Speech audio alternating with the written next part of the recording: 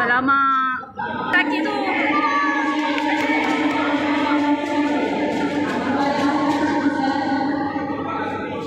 Okay, Assalamualaikum. Ini bukan paid review, ikhlas kepada saya, iaitu saya nak share sikit pengalaman saya lepas konsum Nutrika Food.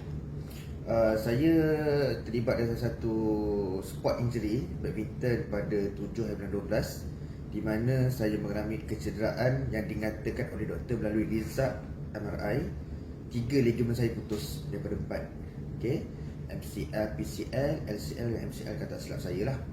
Dan waktu tu saya masih lagi melalui satu proses penyembuhan sendirilah. Okay, sebab saya punya lutut pun ada retak sedikit, jadi tak buat operation lagi. Doktor perlu saya sembuh baik dulu supaya bekat dalam lutut. Jadi selepas sebulan, saya tu bulan 1 saya try consume produk ni, Life Nutrika. Saya cuba consume, saya consume tak banyak, saya cuma hanya ambil 1 hari sekali saja, iaitu pagi je saya ambil. Okay, dan saya ambil dan sikit-sikit tu sebagai anak-anak juga. Mana kata bukanlah satu saat ni 100% saya, anak-anak pun makan-makan sikit.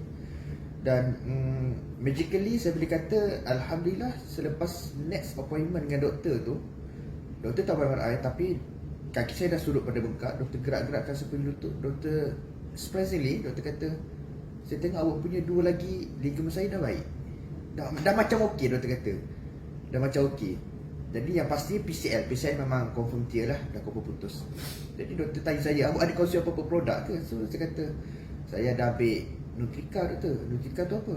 Dia macam functional food. Oh, functional food lah. Supplement lah, bukan supplement, bukan. Okay, functional food awak boleh teruskan. Supplement kalau boleh awak elakkan lah, saya tak ada galakkan. Functional food ni okey doktor. Alright, tu daripada pakar lah sendiri cakap.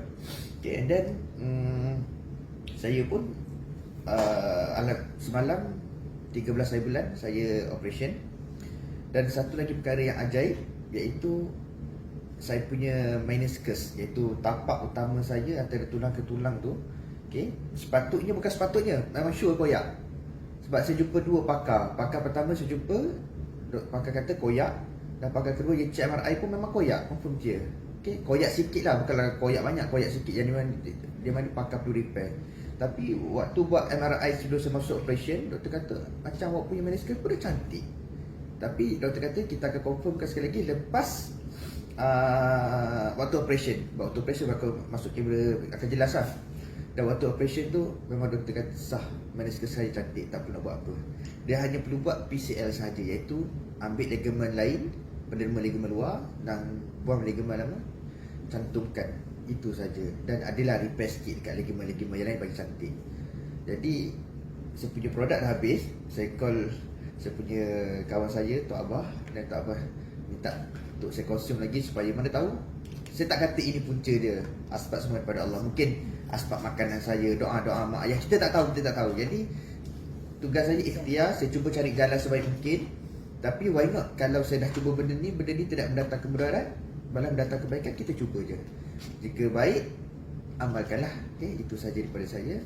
Mudah-mudahan siapa yang mengalami sakit-sakit boleh try, sebab ini bukan suplemen tetapi Assalamualaikum.